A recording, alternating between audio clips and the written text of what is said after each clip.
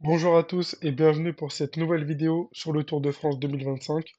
Donc après vous avoir présenté le parcours dans son intégralité et vous avoir donné mes pronostics concernant le top 10 au classement général, aujourd'hui je vais vous donner mes avis et mes pronos sur les différents maillots distinctifs. Donc le maillot vert de meilleur sprinter, le maillot blanc de meilleur jeune, le maillot à pois de meilleur grimpeur et mon avis sur le classement par équipe et l'équipe que je vois remporter ce classement-là. Le maillot jaune, je vous le donne pas vu que je vous l'ai déjà donné dans mon classement top 10. Donc on va commencer directement par le maillot vert. Donc le maillot vert récompense le meilleur sprinter du Tour de France. Donc en 2024, Binyam Girmay a remporté ce classement devant Jasper Philipsen. Donc historiquement, le maillot vert, il est premier au sprinter. Mais cette année, avec la densité de sprinters performants et compétents, je pense que ça va être difficile pour les sprinters de faire l'unanimité et d'avoir un sprinter qui sort du lot. C'est pour ça que moi, je pense que certains coureurs comme Van Der Poel et Pogacar pourraient jouer les troubles faites, avec de plus l'arrivée sur les Champs-Élysées qui est un peu modifiée par rapport aux années précédentes. Je pense que un sprinter peut vraiment se faire piéger sur ce classement-là. Et je pense qu'un coureur comme Van Der Poel peut créer la surprise. Je m'explique. Au départ du Tour de France, on a énormément de sprinters. Binyam Girmay, Arnaud Delis, Dylan Groenewegen, Georgi Meus, Jasper Philipsen, Kaiden Grove, Tim Merlier, Jonathan Milan et j'en passe. Ce qui fait qu'il y aura énormément de vainqueurs d'étapes différents, je pense, et qu'aucun sprinter va prendre le total des points. Avec le nombre d'étapes vallonnées qu'on a en première semaine, je pense qu'un coureur comme Van Der Poel pourrait se retrouver dans la course et en tête même en fin de première semaine du maillot vert. Et je me dis que s'il est en tête après une semaine, il pourrait pourquoi pas viser le maillot vert, surtout qu'il l'a fait sur le Dauphiné et qu'il a perdu au nombre de victoires près par rapport à Pogacar. Et pareil pour Pogacar, avec le nombre d'étapes vallonnées et le nombre d'étapes de montagne, je me dis qu'il pourrait ne pas être loin dans la course au maillot vert et ça pourrait pourquoi pas l'intéresser s'il a énormément d'avance au classement général. Donc pour moi, cette année, c'est vraiment délicat de trouver un favori. Je pense qu'un coureur comme Binyam Girmay ou Philipsen, vu que ce sont des sprinteurs plus complets que les autres, ont quand même un peu d'avance sur Van Der Poel et Pogacar. Mais je serais pas surpris que Van Der Poel ou Pogacar soient en tête de ce classement-là à l'arrivée sur les Champs-Élysées. Donc surtout que le barème des sprints a un peu changé, avec des étapes vallonnées qui comptent énormément de points, voire autant que pour les étapes de plaine, comme les sprints. Je me dis que ça va rééquilibrer le duel. Et c'est pour ça que moi, mon prono, ce serait Mathieu Van Der Poel.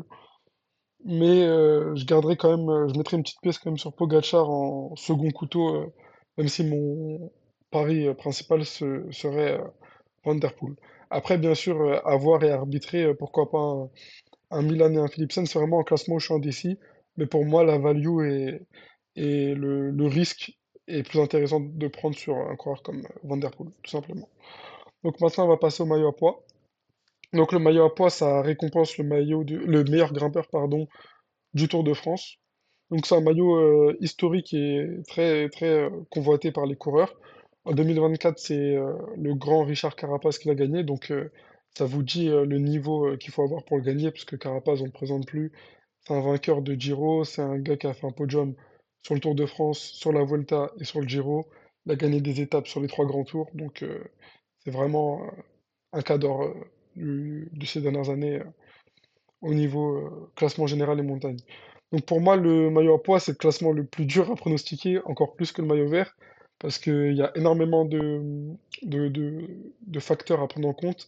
Et en plus, les points sont marqués en deuxième semaine, en troisième semaine, ce qui fait qu'on ne sait pas avant le tour et en première semaine qui va vouloir jouer ce maillot. On sait que des équipes qui sont en quête du maintien UCI comme la Astana vont vouloir le viser et seront actifs, mais on ne sait pas quel coureur exactement. On sait qu'un leader qui a tout perdu au général sur la première semaine ou en début de deuxième semaine peut vouloir se rattraper en visant le maillot à pois, comme ce fut le cas pour Richard Carapaz l'année dernière, mais que également certains baroudeurs qui montent bien les bosses et sont bons en montagne pourraient, pourquoi pas, avoir comme objectif le maillot à pois. Donc moi, cette année, avant le Tour de France, je pense que pendant le Tour de France, j'aurai un second prono ou un deuxième pronostic, mais là, à quelques jours du départ du Tour de France, Pour moi, mon prono, c'est Denis Martinez. Il a dit qu'il voulait viser les victoires d'étape. On sait que c'est un sniper et qu'il sait comment remporter des étapes. On l'a vu sur le Romandie, on l'a vu sur le Dauphiné et on l'a vu sur le Paris-Nice. Pour moi, c'est un coureur qui sait extrêmement bien grimper, qui a un poids léger, qui a des compétences hors normes en montagne. Sachant que son grand-père a également remporté, quand il fut coureur, le maillot de meilleur grimpeur. Je pense que ça peut être un de ses objectifs. Surtout qu'il voudra se rattraper de son tour catastrophique l'année dernière où il est arrivé totalement hors de forme. Je pense qu'il aura à cœur de gagner une étape en prenant des échappées et en du coup marquant des points tout au long de ses journées en échappée. Je pense que ça peut vraiment être un objectif pour lui.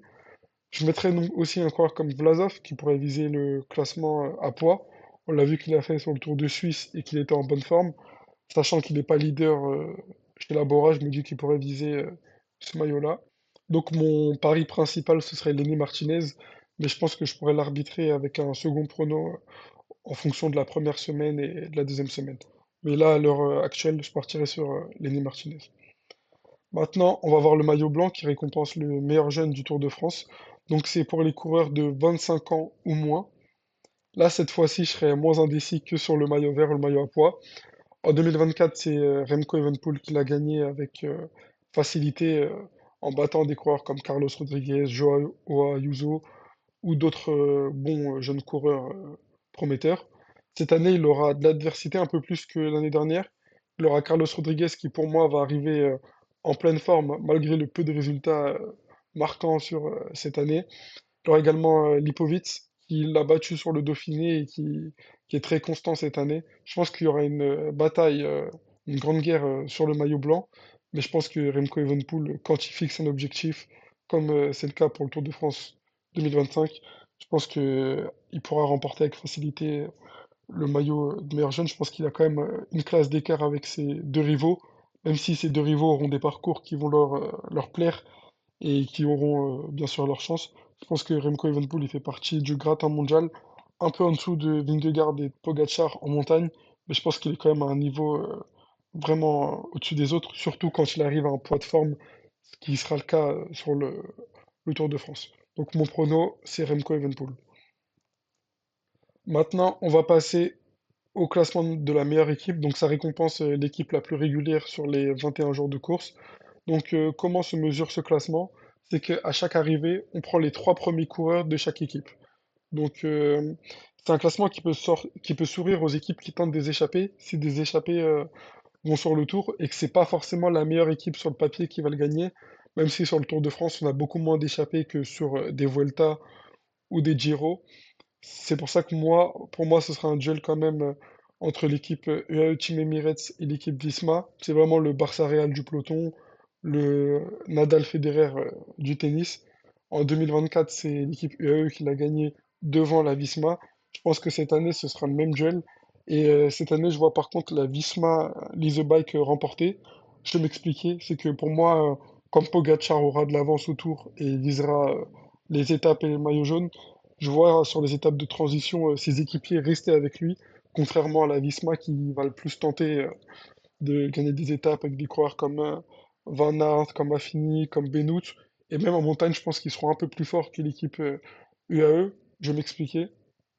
L'équipe Visma aura comme équipier auprès de Vingegaard Simon Yates, vainqueur du Giro, Sepp Kuss, ancien vainqueur de la Volta et équipier monstrueux, et Matteo Jorgensen qui sera sûrement dans le top 10.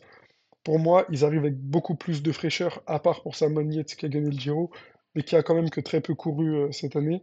Pour moi, ils arrivent tous à leur pic de forme et avec très peu de jours de course et frais, contrairement à l'équipe UAE qui, Pogacar a très peu de jours de course, mais a des jours de course très usants, que des classiques, Liège-Bastogne-Liège, San Remo, Tour des Flandres, Paris-Roubaix, Flèche Wallonne, Amstel Gold Race, Strade Bianche.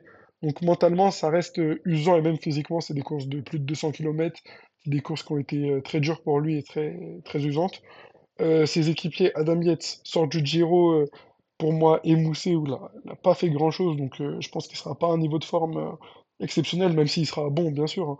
Il sera pas exceptionnel. Et également Joël Meda qui a énormément couru cette année en réalisant le Tour d'Agave, Paris-Nice, le Tour du Pays Basque, le Tour de Romandie et le Tour de Suisse. C'est énormément de courses d'une semaine sur lesquelles il a brillé, il a gagné.